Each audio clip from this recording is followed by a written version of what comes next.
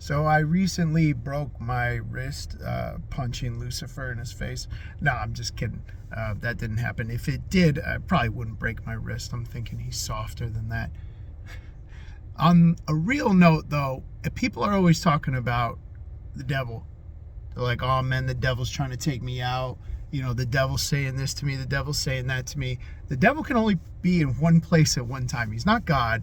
He's not the Holy Spirit. He can't just bounce around and mess with everybody all the time. Now, his influence started above, and it is continuing down below. This world does not belong to God. This world belongs to the devil. This not spiritual world, but this material world that we're in.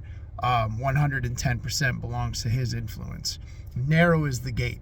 You know what I mean? It's not going to be everybody.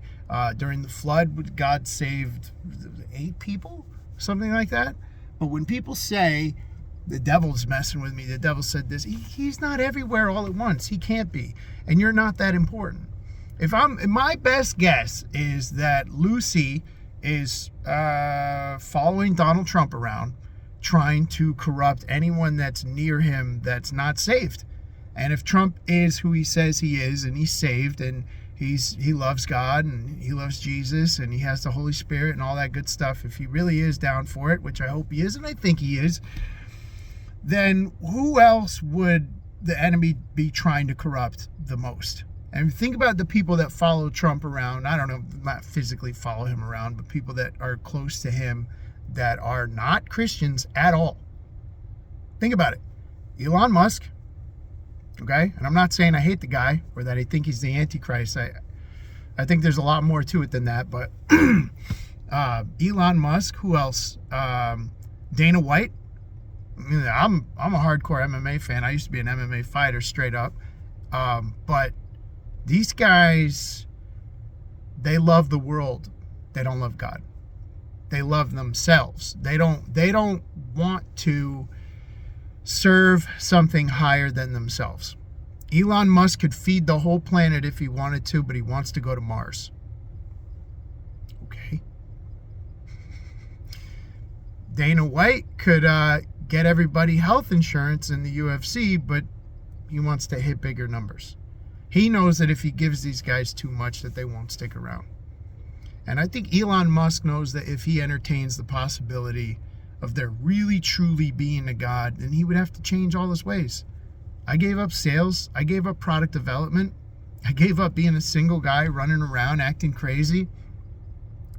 What I think people need to understand is that for, let's see, the 8 billion people that are on the planet and the 150 million angels that were kicked out of heaven for rebelling against God with Lucy, 150 million angels, 8 billion people, that's roughly 53.3 fallen angels per person. But that's only 1/3 of the angels. So that means the other 2/3 still outnumbered. You know what I mean? So for every one demon you have on this shoulder, you have 2 angels on this shoulder. And I don't think the devil has time to mess with everybody. He's going after the big fish. He wants to take out the leaders. That's what he's really trying to do. And anybody that has a lot of money can do a lot of good things for other people. I mean, if you're a billionaire, like the Jigga Man or P. Diddy, you can feed a lot of people, or you can feed your lustly desires. However, I do think that these demons communicate with the enemy, with the devil, and every once in a while he might pop up in your life. I was driving Uber a few years ago.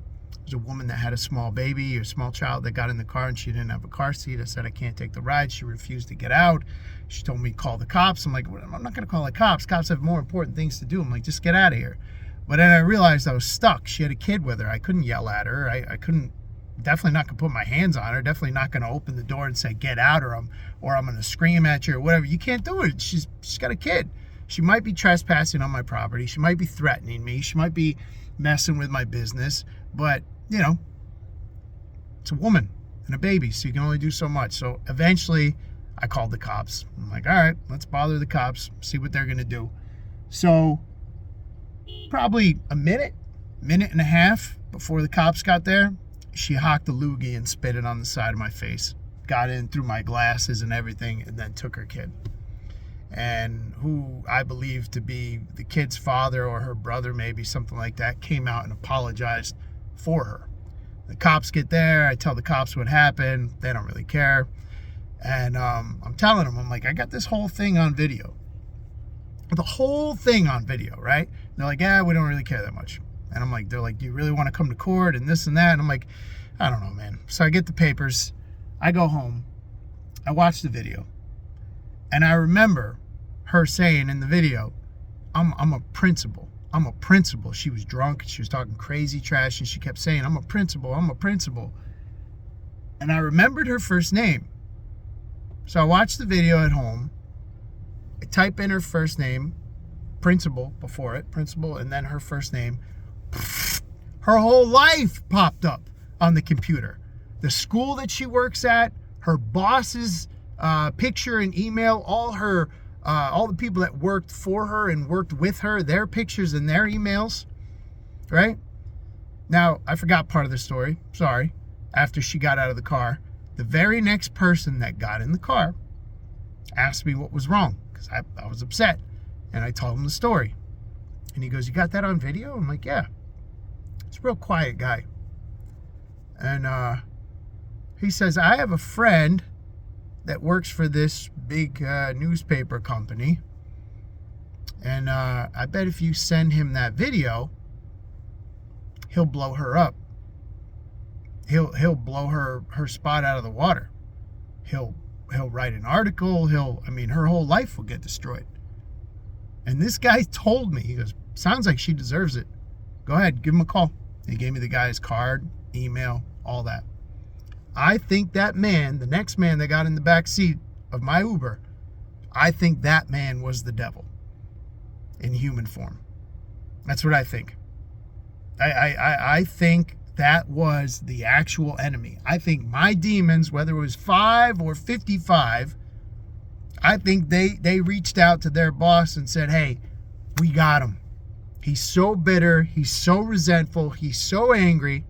He's going to throw his convictions out the window and he's going to bury this woman. I got home. I watched the tape. I talked to my wife about it. And I thought about the guy in the back seat. And I'm like, wow. I was really tempted by that. And I thought about it. I'm like, I could ruin her whole life. I could email everybody on this page, everything, the whole video of what she did. At the very least, I could send it to her and say, hey, I'd like an apology. Right? And I really thought about it. All I wanted was for her to get a slap on the wrist. Like maybe do one overnight in county so she knows it's not cool to put babies and small children in cars without car seats. It's not cool to refuse to get out of people's car because you're drunk. It's not cool to spit on people. And it's definitely not cool to brag about being a principal on top of it.